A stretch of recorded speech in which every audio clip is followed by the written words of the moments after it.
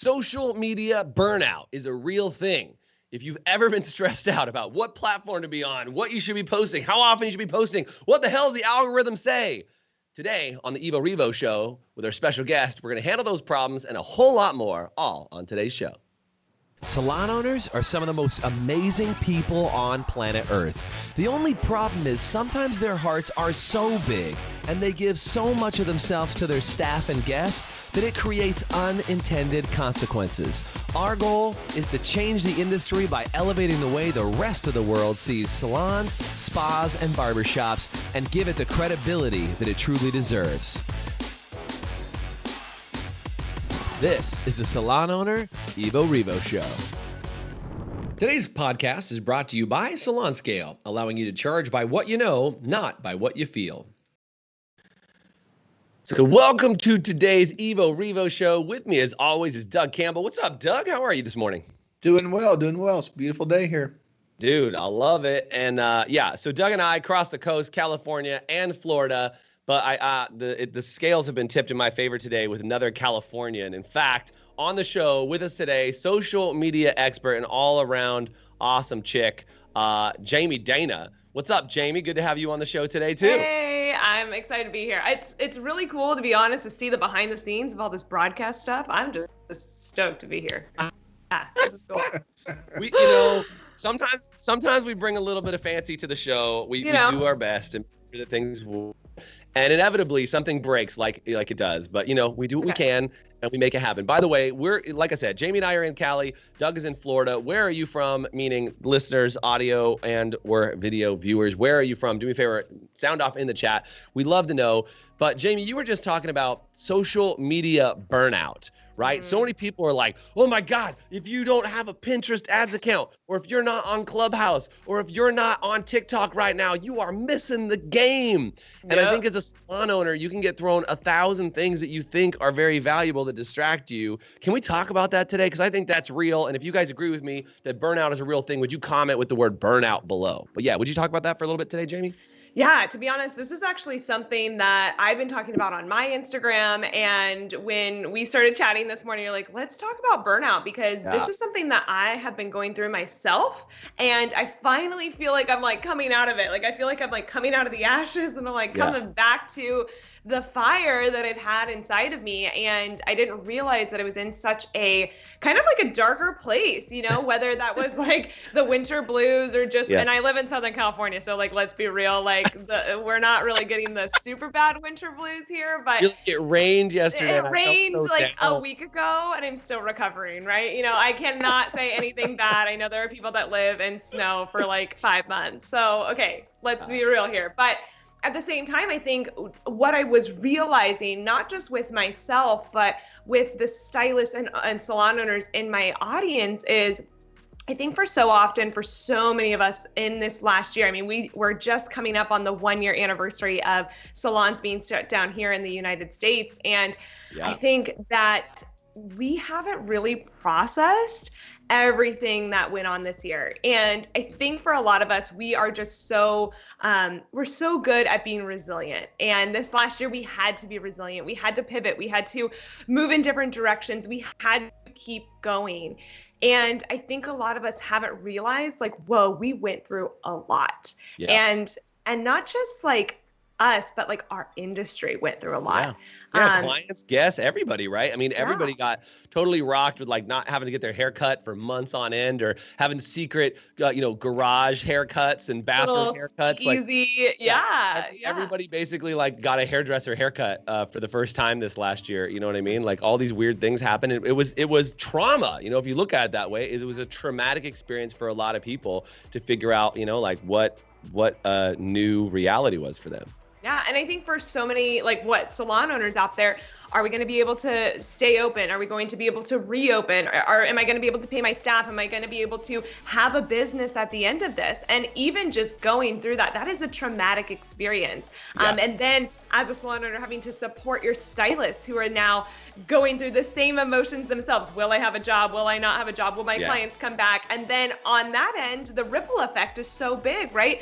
Having to support the clients in the chair, having to hear their stories and everything that's going on. It's been a lot. And I think for a lot of us, we just kept going. And this is definitely something that I used to do in the past, where I never realized that I was burnt out or that I was feeling that. And it's just because I just kept going. I'm like, well, I don't have time to process. I don't have time to deal with that. I just got to keep going. We just got to keep moving forward, right? Because we have things to do. Sure. And that's one of those things where I think for so many of us, we haven't sat down and even processed it yet. So I think for me, I was dealing with burnout on the business side, but then you're trying to show up on social media. You're trying to do all the things that you're supposed to do. The algorithm has changed. The algorithm hasn't changed. It's just so much. And I feel like I can't be alone in this, right? I know that I'm not the only one feeling this way of the burnout in the business, but then bringing it over to social media and just feeling like I don't even know what to say. I don't even know what to talk about today. I don't even want to show up. And I'm sure there's a lot of people feeling that as well. Do you think, Jamie, that so many people, like, you know, there's this kind of like Instagram fraud thing that happens, right? Where people are like, oh, look at my super awesome, perfect life that I'm doing all this stuff. And like in a normal reality, you're like, yeah, I don't really live every day like that, but on Instagram, my life's amazing. Right. But do you think it's like just because the gap's even stretched further, people are like, man, I can fake a little, but I can't fake that much. Do you know what I'm saying? It's like, I'm crying and dying on the inside, but like, okay, let me put on this smiley face one more time for my photo shoot with my freaking friends. You know, that's possible that gap's just getting stretched more? Yeah. Well, and it's funny. I actually polled my audience on my Instagram stories. If you follow me on Instagram and you see my stories, you know I love to do polls. If people don't follow you, just drop out your social so people can track you down, because I know everybody wants to stalk when they hear. Yes, so absolutely. Yeah. So Instagram, it's Jamie Dana Hairstylist, and then everywhere else on the internet, it's just Jamie Dana. So YouTube, you know, everywhere else on the internet. Really, in reality, I'm only on YouTube and Instagram. So let's be real here. Jamie Dana on YouTube. Jamie Dana Hairstylist on Instagram. Yeah, I'm not really any other places. But anyways, we'll talk about that a little bit later. But yeah, but I did poll my audience on my Instagram stories, and I asked them, I said, what is one word that describes how you're feeling about Instagram right now? And the answers were just so incredible to read. A lot of it was overwhelmed, I'm feeling drained, I'm feeling burnt out, I'm feeling over it, right? The words that commonly come up with the social media overwhelm. But one of the words that kept coming up was fake or too perfect. And I asked them, I said, how do you feel like about showing up on Instagram right now? And a lot of them said, it feels like I have to be perfect all the time. It feels like everything has to be curated, right? Whether it's your Instagram feed or the stories that you're putting out there, or the, like you said, the photo shoots that you're taking. And to be honest, I do feel like there is a line, right? We do have to show up, and we do have to kind of have a little bit of a professional version of ourselves on Instagram, right? I do think that there are certain things that do attract the right kind of clients to your Instagram page and get them to click the follow button, right? I definitely teach that. And I don't think that we should just get rid of all the strategy that we've ever learned and just be like, okay, I'm just going to ignore that and just go straight to posting whatever I want. There is strategy to it as well. But at the same time, that overwhelming feeling and the pressure to have to be perfect all the time, that's a lot to handle. And I mean, I think for me personally, if I can be totally vulnerable and honest, I think for me, it's been hard to even sometimes show up on my Instagram stories, because a lot of what I've shared is my life, and I haven't been able to have my life as so much because of COVID, right? Because of you're not grabbing a coffee and hanging out and going and doing the things. You're like, let me show you me and my jammies one more time. Yeah, here's my leggings for the 366th day of the year, right? You know, leggings that he's been wearing. I've been really impressed, Doug, with your legging selection. It's been solid. Thank you. I worked on it hard. I mean, it takes me. There's a lot of research goes into that. Solid. To be honest, there really is, right? You know, but so I think that's one of those things where I haven't even been able to share what I love to do. And like I said, to be vulnerable, I feel like sometimes I want to share things, but I'm worried about what people are going to say, right? What people are going to perceive of, well, Jamie's out at another thrift store again. Like, is that even safe? Or, you know, Jamie's sitting out at outside at a restaurant with her husband. Is that even safe? Or Jamie's doing X, Y, and Z, you know? And so that's just something that I have had to think through and have to, you know, sometimes kind of worry about, is that is that okay? Can I post this? How's it going to be perceived? And at the end of the day, I do have to realize, you know, there are going to be people that aren't going to agree with certain things, and they may unfollow, and that's okay too. Like, that's totally fine. I'm here to support the people who want to be here and who are excited to learn from me. But it is in the back of your mind. You know, you do get those DMs at the level that I'm at. You do get those DMs, and you do get that negativity. So, and I'm sure, especially from a salon owner standpoint, maybe you have gotten one DM or a couple DMs that have been negative from a client. Or from a random stranger, right? And it does sit with you. It does make you go, oh, like, should I not post that? And you do get that fear or thought in the back of your mind, you know? Totally. Doug, what are your thoughts on some of this on burnout for you, and how this plays out for the salons that we work with? Well, yeah, I think it's definitely because it's matching up your personification that you're putting out there on social media and where you really are. Mm-hmm. I think the thing that's been coming up for us a lot is authentic. Just coming from an authentic place, because you can be professional and authentic and not be real and go into, you know, because you get too much into what I should or what I shouldn't. I think it's more like what's professional and what's authentic. So I think if you can get those two boxes checked off, then I think you're heading down the right act, because you can't get this swirling thing of, you know, should I put that or should I not? Should I be this person? Should I be that person? What am I putting out there? So I think you're just drilling down too. That's really a lot of stuff that we looked at, especially coming out of what we just went through. I think a lot of people have drilled down to and said, look, I just need to be my authentic self. Right. Be professional, but be my authentic self. Because there's less jeopardy. And I think if someone does DM you on something, as long as you came from that authentic place, you have lots more solid ground to stand on than if you were gaming something in some way or another. Totally. By the way, Jamie, we got to take a quick break. When we come back, can we talk about how you've busted this burnout, how you've handled it, and what you do to make sure that you don't constantly get caught up in that roller coaster ride of social? Would you be down to handle that when we come back from break? Yes. Let's definitely talk about that. All right, right on. Well, guys, stay with us. If you're enjoying today's show, comment enjoying in the comments below, and we'll be right back after this short commercial break from our sponsor. Hey, HPSA listeners, let me ask you this. Are you tired of not knowing what your hair color is costing you on every appointment and watching it chew up your profit? Well, with Salon Scale, we take the guesswork out for you. Using a mobile app paired with a Bluetooth scale, Salon Scale will tell you exactly what your color is costing you on every bowl mix down to the gram. As you mix, Salon Scale will also digitally store your formulas and track how much product is being used in real time, so you can manage your inventory, cover your expenses, and generate more profit in your salon. Use promo code HPSA10 to get 10% off an annual subscription. Salon Scale, the new standard for mixing color. So welcome back. We're talking with Jamie Dana about social media burnout. How do you bust burnout? How do you break through? And how do you make sure that you don't get caught up in this inauthentic, what's the word I'm thinking of? The imposter syndrome, right? We get in this imposter syndrome where social media world becomes what you're showing everybody else, but really on the inside, you're not feeling it.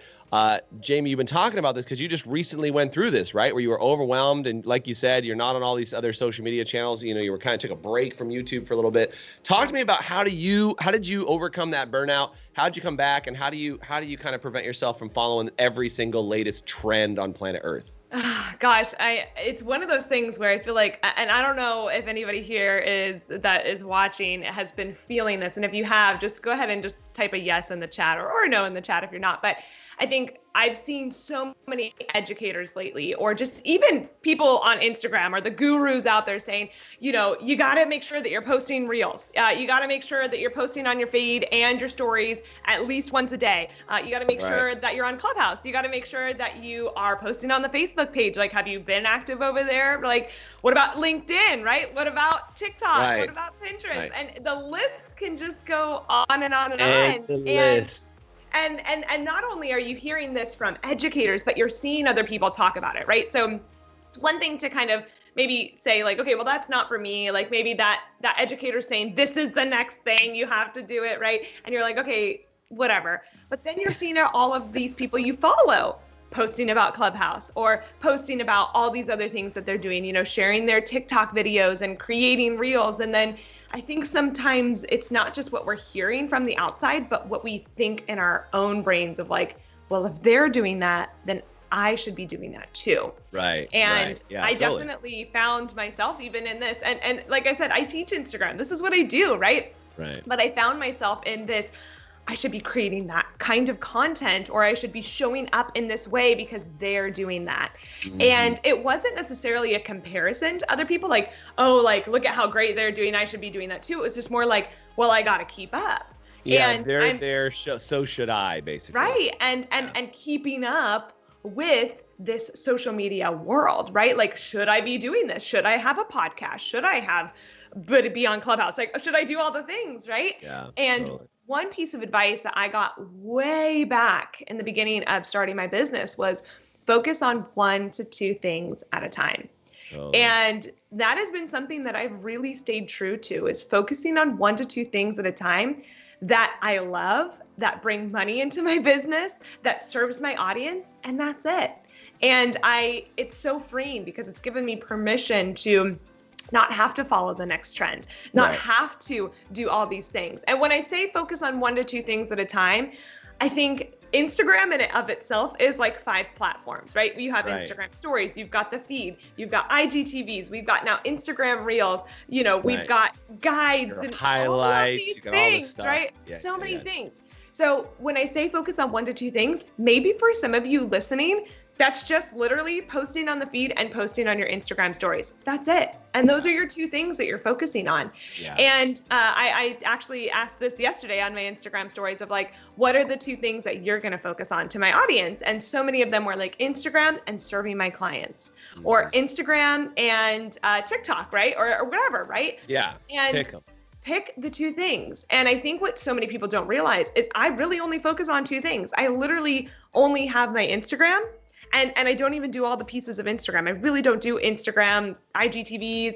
I rarely do Instagram Live. I barely do Instagram Reels, right? And I'm so-called the Instagram expert in the industry, but sure. I really only focus on a few things on Instagram, the things that I love to do and the things that I know serve my audience. And then I have my YouTube channel.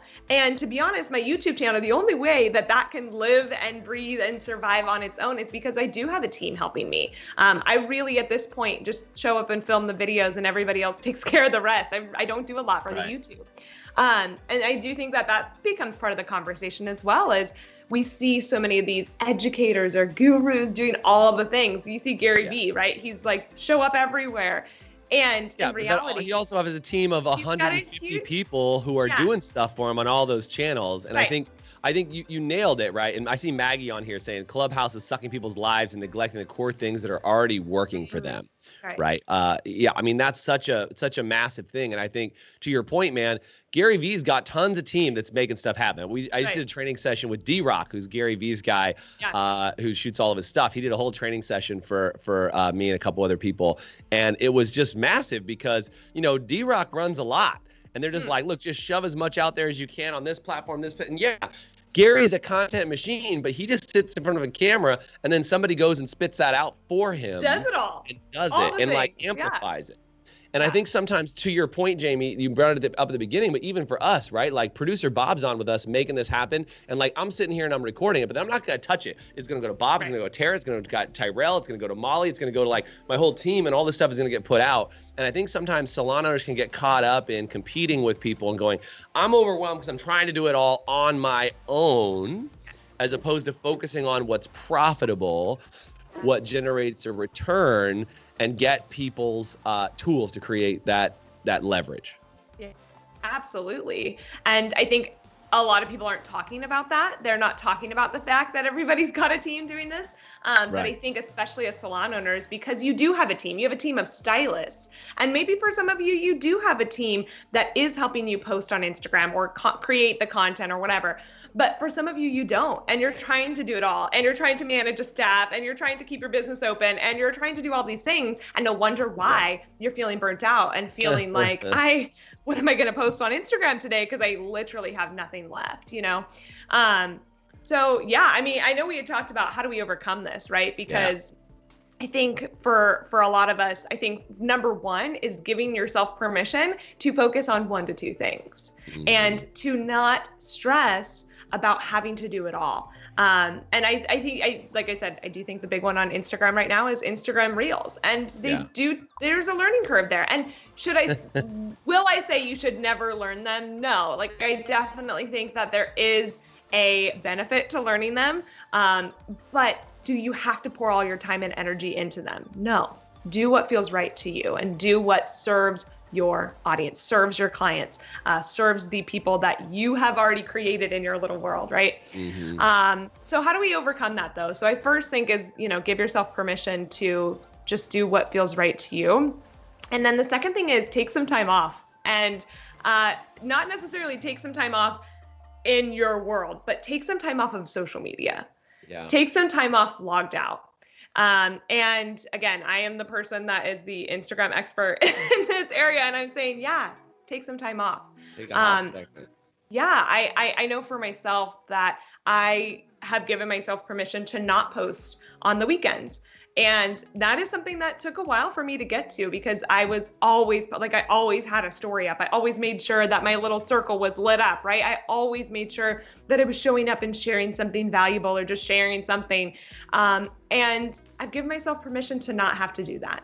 And if I'm not feeling it that day, I'm not feeling it that day. I don't need to show up and create something. I do enough outside of that. And so if you have been feeling this, I almost call it like a repulsiveness, like where you look at Instagram and you're like, I just can't even right now. And yet kind of what Doug was talking about earlier, right? Of just like showing up and posting anyways, because I have to, right? It's just like, no, if you've been feeling that, maybe it's just time to log out. Maybe it's just time to turn it off. And when I mean log out, literally log out, don't scroll the feed, turn it off for 24 hours. You'd be so shocked at how much our reflexes just go pick up the phone, go scroll, go look at stuff, go read the comments, go whatever.